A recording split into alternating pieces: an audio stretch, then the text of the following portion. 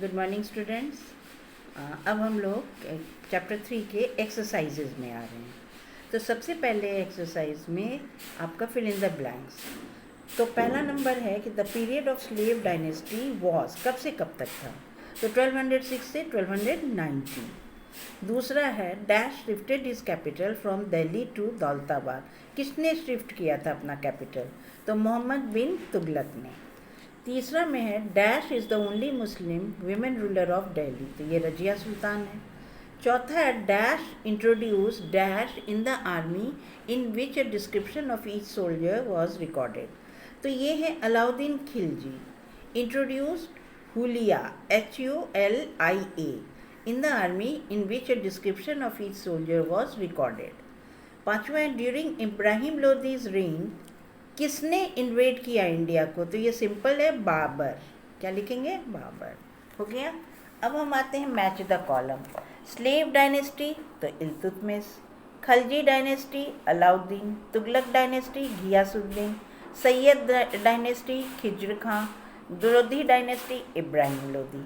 ठीक है, मैच हो गया। अब give one word for the following. Number 1 है it is a term given to silver coins, तो सिल्वर टाका। दूसरा है powerful group of 40 nobles, Chahalgani कहते हैं इसको।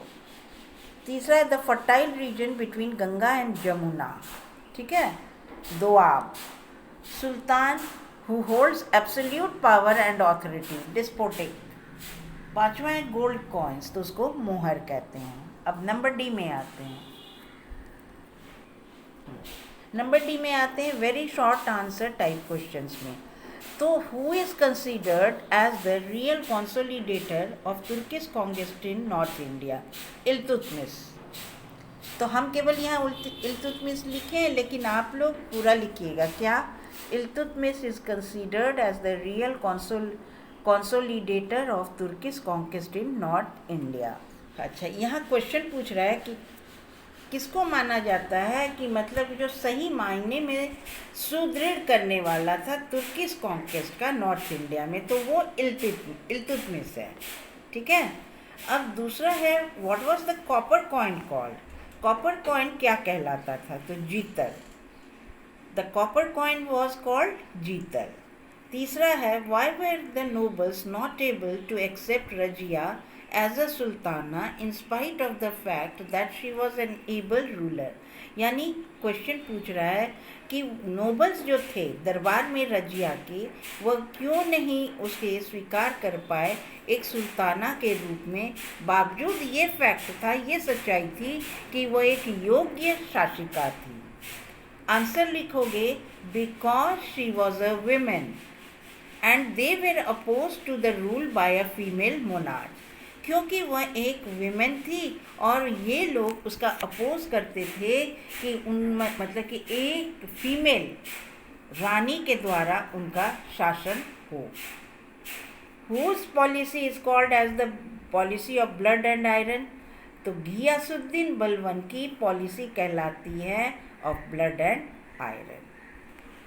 नंबर 5 में है what did Firoz Shah Tughlaq inherit. Firoz Shah Tughlaq inherit ruined economy, कि उसने क्या पाया अपने पूर्वज से, फिरोज शाह तुगलक ने, तो उसे क्या मिला था, तो बर्बाद हुआ अर्थव्यवस्था, रूइंड इकोनॉमी, और मतलब कि असंतोष, मतलब कि पीपल थे, प्रजा बिल्कुल ही संतुष्ट नहीं थी, वे लोग सारे के सारे डिसकंटेंटेड थे। तो फिरोज शाह तुगलक ने इनहेरिट किया ruined economy and discontent people.